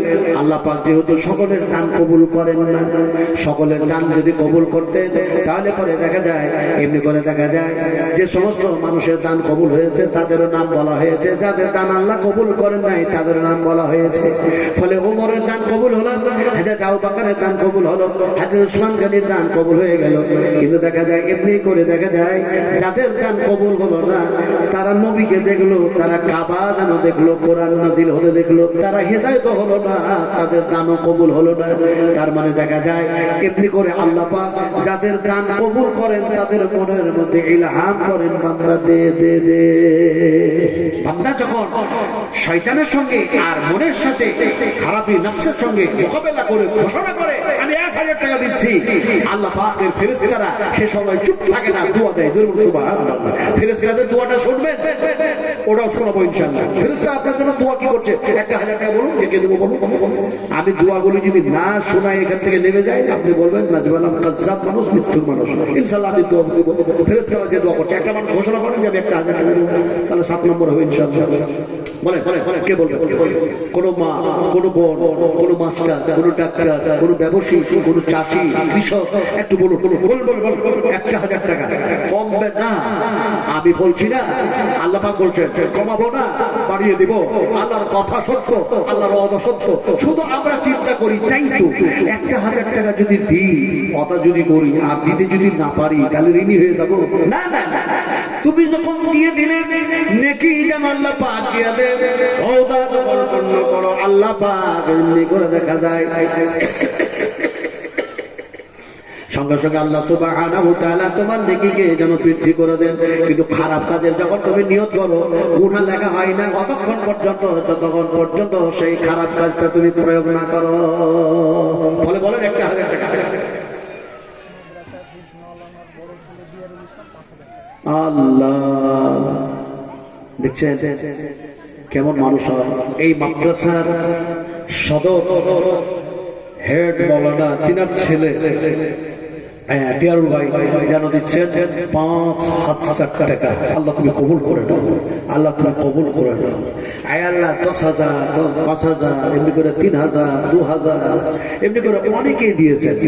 তাহলে এইটা হয়ে গেল আপনার 7 নম্বর কলম। 8, 9, 10 আর 3টা মানুষ দিতে হবে, আর 3 জন, আর মাত্র 3টা মানুষ। কেন 3টা মানুষ দেবে? এই 3 জন যে হচ্ছে বিজয়। আল্লাহ নয় বলেছেন বিজয় আল্লাহ পাক, তাই বিজয়কে আল্লাহ পাক ভালোবাসেন। যদি মাগরিবের নামাজ, ফরজ নামাজ দেখেন তাহলে বিজয়, বেতর নামাজগুলি যদি দেখেন বিজয়।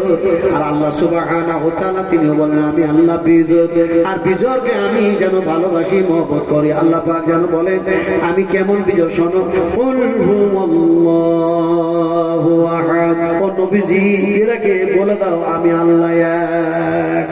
ফলে এই সেন্স নিয়ে কে বলবেন যে আমি আল্লাহর নৈকট্য লাভের উদ্দেশ্যে, আল্লাহর সন্তুষ্ট লাভের উদ্দেশ্যে আমি 1000 টাকা দিয়েছি। নিয়তটা করেন, নিয়ত করবেন, আল্লাহ পাক আপনার দেওয়ার ব্যবস্থা করে দেবে। বিশ্বাস না হয় আপনি ওয়াদা করেন, তারপরে আপনি রমজান নামাজ আস্তে আস্তে দেখবেন যে আমি দিলাম না আল্লাহ পাক দেওয়া করালেন, কোনটা দেখবেন কিভাবে ব্যবস্থা হয়ে যাবে টের পাবেন না। খালি বলুন ইনশাআল্লাহ আমি 1000 টাকা দেব। বলবেন বল 8 নম্বর আর 3টা মানুষ বলেন কে বলছেন বলেন বলে আপনি তো কমপক্ষে একটা দোয়া দিতে চেয়েছেন, তো ফেরেশতাদের দোয়াটা কমপক্ষে শোনাচ্ছি আর আপনারা দেওয়ার জন্য প্রস্তুতি নেন। একজন ফেরেশতারা কি বলছেন জানেন? দোয়া করছে কিভাবে? দোয়া করছে ও রব্বানা ও রব্বানা ও রব্বানা ওয়াদখিলহুম জান্নাতি আদনিল্লাতি ওয়া'আদতাহুম ওয়া মান সালাহা মিন আবাইহিম ওয়া আযওয়াজিহিম ওয়া যুররিয়াতিহিম ইন্নাকা আনতাল আজিজুল হাকীম। হে আমাদের প্রতিপালক, যারা দিচ্ছে, এই যারা এমনি করে তওবা করছে, ইত্যাদি ভালো কাজ করছে, সালেহ সালেহা সালেহীন নেককার, এদের পিতা, এদের মাতা, এদের সন্তান, এদের সন্ততি, এদের সকলকেই আল্লাহ তুমি জান্নাতের মধ্যে প্রবেশ করিয়ে দাও। বলুন আমিন। ফেরেশতারা কি দোয়া দিলেন চিন্তা করেন। নবীজি যে দোয়াটা দিয়েছেন সেই দোয়াটা বলবো। আল্লাহ যে 3টা কথা বলবো ওটা বলবো। কে বলবেন 1000 টাকা দেবো? কে বলবেন? বলেন কে দেবেন 1000 টাকা? 500 টাকা দিয়েছে। আপনি দিবেন মারহাবা মারহাবা আহলান সাহলান মারহাবা হাইয়াকাল্লাহ বারাকাল্লাহ জাযাকুমুল্লাহ আল্লাহুম্মা ইগফির খাতায়ে কাবীরানা আল্লাহুম্মা ইগফির খাতায়ে সগীরানা আল্লাহুম্মা ইগফির খাতায়ে জাহিরানা আল্লাহুম্মা ইগফির খাতায়ে বাতিনা। তাহলে হয়ে গেল 8 নম্বর। ওই ভাইটা চিন্তা করছেন তো লালটু ভাই, তাহলে হয়ে গেল 8 জন, 9 আর 10, আর মাত্র 2টা মানুষ বাকি আছে। 2টা মানুষ যেমন দানকারী দাতা বাকি আছে, তেমনি করে দেখা যায় এমনি করে দিন গত হয়ে গেল, রাত্রি যেন দেখা যায় গত হতে যাচ্ছে। রাত্রির শেষে যেন 2টা রেকাত যেন বাকি আছে, ফরজ নামাজ। ফরজ নামাজ 2টা রেকাত বাকি আছে। সেই ফরজ নামাজ দেখা যায় সুবহ সাদেকের ওয়াক্ত হয়ে যায়, ফজরের আজান হয়ে যায়, আর যেন ফজরের নামাজের ফরজ নামাজ 2 রাকাত যেমন বাকি, তেমনি করে 2টা মানুষ আর বাকি। 2টা মানুষ দিয়ে দিলে যেন 10 হয়ে যাবে ইনশাআল্লাহ। সুবহ সাদেকের ওয়াক্ত তো বাকি আছে, আপনি দিচ্ছেন ও যেটা বললেন, আলহামদুলিল্লাহ দিয়ে দিলেন। এমনি করে দেখা যায় সুবহ সাদেকের ওয়াক্ত যেমন বাকি আছে, দেরি আছে, তেমনি করে 2 জন যেন দেখা যায় 1000 করে 2 জন দাতা দিতেও যেন দেখা যায় এখনো বাকি আছে। কথাটা বলতেছিলাম, আপনারাকে বলতে হবে এটা রাত না দিন। একটু জোরে বলুন, এটা রাত না দিন? কেউ জোরেও বলে না, রাত না দিন। যদি বলা হয় দিন, আমাদের এখানে দিন নয়, কিন্তু সূর্য তো এখন আছে, সূর্য তো কোথাও চলে যায় নাই, অন্য রাষ্ট্রে সেটা দিন। কথা বুঝেন কিনা? আমাদের এখানে রাত। এই রাত বানালো কে? কথা বলে وهو الذي خلق الليل والنهار والشمس والقمر كل في فلك يسبحون। আল্লাহ পাক কি সুন্দর কথা বলছেন ভাই। আরেকজন দিয়েছেন 500 টাকা।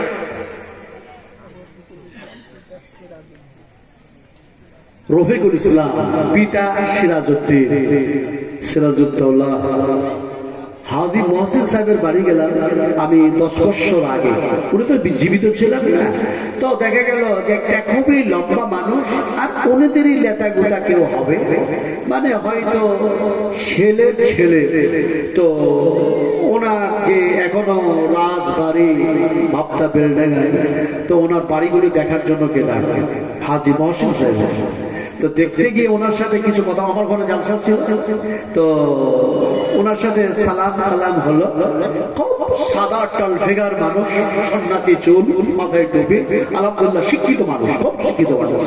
তো উনি আমাকে অনেক কিছু দেখালেন, যে এই কেনালগুলো দেখছেন, এই যে ড্রেনগুলো দেখছেন, এইটা দিয়ে নৌকাগুলো চলতো, এইভাবে আমরা পাড়া পার করতাম।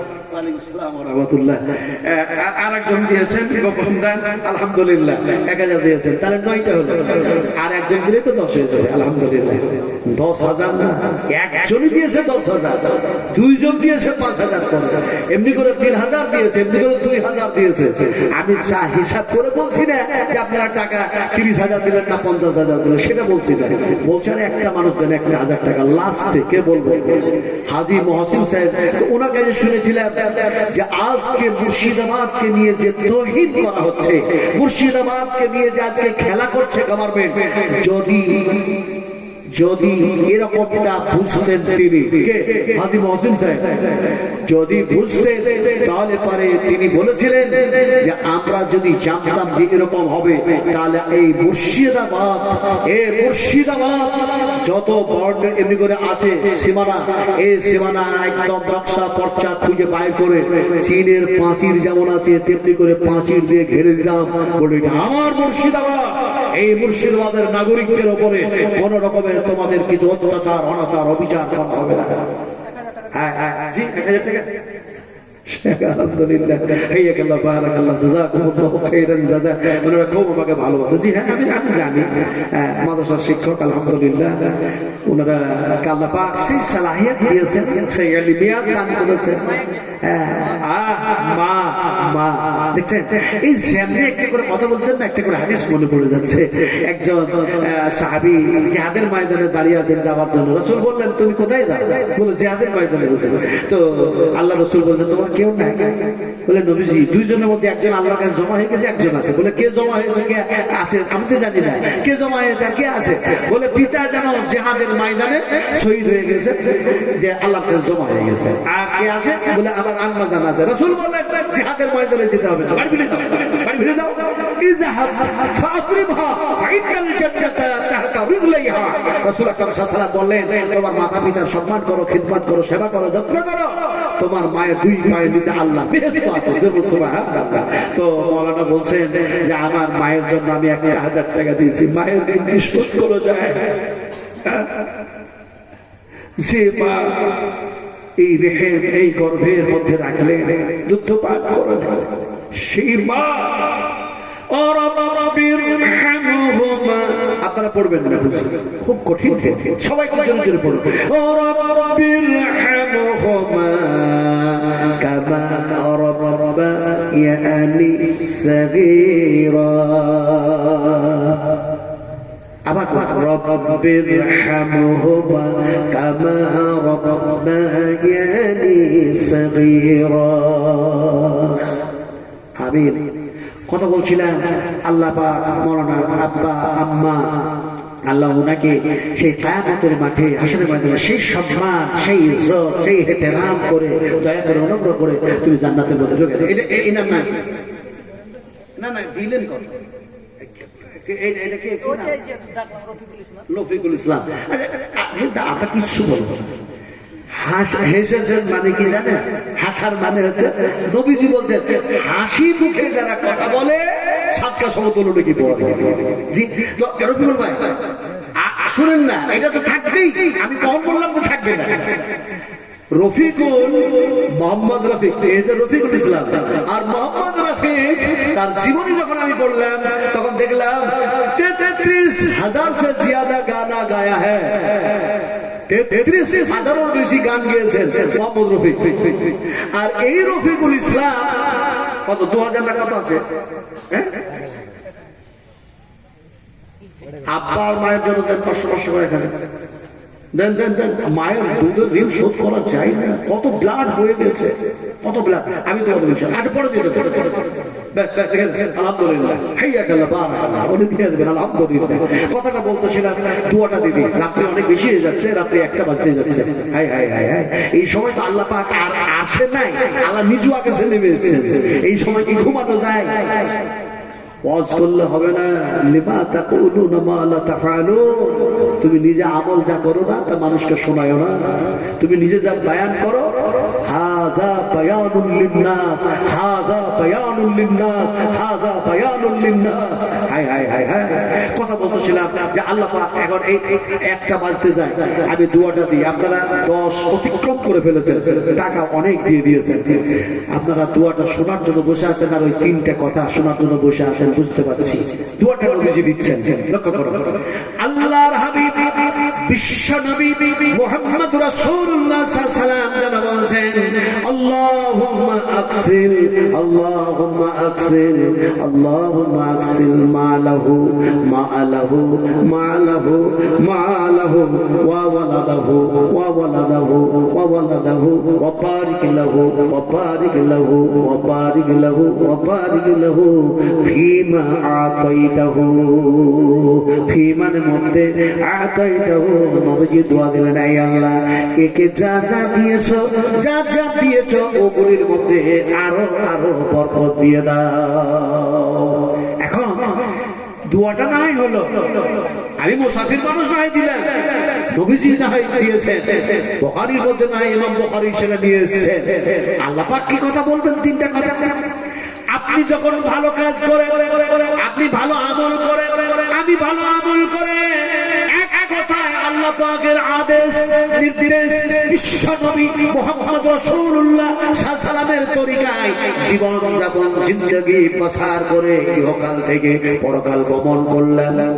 সেই সময় আল্লাহ পাক যেন বেহেশতের মধ্যে যাওয়ার অনুমতি দিবেন, কিন্তু যারা এই জান্নাতে যাবে তারা কিন্তু জাহান্নামের উপর দিয়ে যেতে হবে, জাহান্নামের উপর দিয়ে যেতে হবে, পুল সিরাত সকলকেই পার করতে হবে। আচ্ছা আপনারা একটা কথা বলুন, আচ্ছা জান্নাতি মানুষ আর জাহান্নামী মানুষ কি এক?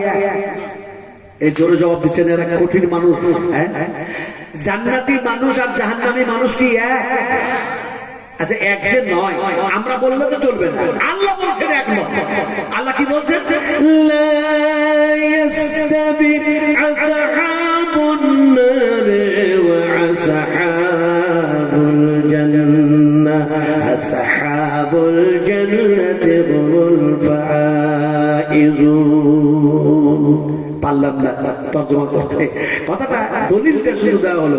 এখন আপনি জান্নাতি, আল্লাহ পাক আপনার প্রতি রাজি হয়ে গেছে, খুশি হয়েছে। আমার ভাইরা, আমার বোনেরা, আমার ভাইরা, আমার বাবাজিরা, আমার বন্ধু বোনেরা, এখন আল্লাহ পাক সে সময় বলছেন উদখুলুহা, তিনটা কথা বলছেন আল্লাহ পাক, বলছেন উদখুলুহা, উদখুলুহা, উদখুলুহা বিসালামিন, বিসালামিন, বিসালামিন, আমিন। সুবহানাল্লাহ। আল্লাহ পাক বললেন প্রবেশ করো, এখানে আছে শান্তি, আরাম আর আরাম, আর আছে কি নিরাপত্তা আর নিরাপত্তা। এখান থেকে তোমাদের নাম কেউ কেটে দিতে পারবে না, তোমরা এখানে বসবাস করবে। কিন্তু আজকে আমরা কোরআন ছেড়েছি, আজকে হাদিস ছেড়েছি, নবী থেকে বেপরোয়া হয়েছি, আল্লাহ থেকে বেপরোয়া হয়েছি। তার কারণে আজকে আমাদেরকে ভারতের মাটিতে না মুসলিম আজকে লাঞ্ছিত, ঘৃণিত, পদতলিত, লাঞ্ছনা গঞ্জনার পাত্র হয়েছে। আজকে তাড়াবার চেষ্টা করছে, তবে ভয় কিছু নাই, ইনশাআল্লাহ মুসলিমদের নাম সব ভোটার লিস্টে থাকবে। সবচেয়ে যারা বেশি বাদ যাবে তারা কারা বলেন? তারা কারা? না না, এই তো মুশকিল হয়ে গেছে। ওই হিন্দু কিংবা মুসলিম না, এখানে বলতে হবে যারা আল্লাহর প্রতি, নবীর প্রতি, কোরআনের প্রতি ঈমান আনে নাই, এরা সবচেয়ে বেশি ক্ষতিগ্রস্ত হবে। কিন্তু আমরা সবাই ক্ষতিগ্রস্তের মধ্যে পড়ে আছি, আমরা সবাই ক্ষতিগ্রস্তের মধ্যে পড়ে আছি। ইন্নাল ইনসানা লাফি খুসর ইল্লাল্লাযিনা আমানু ওয়া আমিলুস সালিহাত ওয়া তাওয়াসাউ বিল হক ওয়া তাওয়াসাউ বিস সাবর। আল্লাহ পাক বলছেন সমস্ত মানুষ ক্ষতিগ্রস্তের মধ্যে তোমরা পড়ে আছো, একমাত্র যারা আমালে সালেহ করতেছো তারা অবশ্যই তোমরা ফালা পেয়ে গেছো। ফালা ফালা ফালা নাজাত আর নিষ্কৃতি। যাক এই বলে হয়তো সব বলতে বলতে বলতে মজবুত আনকমপ্লিট অসম্পূর্ণ বক্তব্য রেখে ঘরের কাটা একটা। এই দেখেন রেজাউল ভাই, আমি এক সময় পতাকা বেরি সেই রেজাউল করিম, আবার দেখা যায় কালাম, আবুল কালাম, তারপরে বড়টা হচ্ছে মুস্তাক। এরা যখন স্টুডেন্ট না, এদের যখন ছাত্র, এরা যখন পড়াশোনা করতো সেই সময় একবার গিয়েছিলাম, কথা বলছেন কিনে। তো রেজাউল ভাই এখনো গেলে বলে নাজমুল সাহেব আপনি আমাদের সব দেখেছেন, এখনো আপনাকে আল্লাহ পাক জীবিত রেখেছেন। আজকে যেমন এখানে আসলাম, গাড়িটা লাগালাম মসজিদে, বেশ কিছু যুবক আমাকে বলতে শুরু করে, বলো না আপনার বক্তব্য যে আমি প্রতিদিনের জন্য শুনি, প্রতিদিনের জন্য আমরা শুনি, খুব ভালো লাগে। তো রেজাউল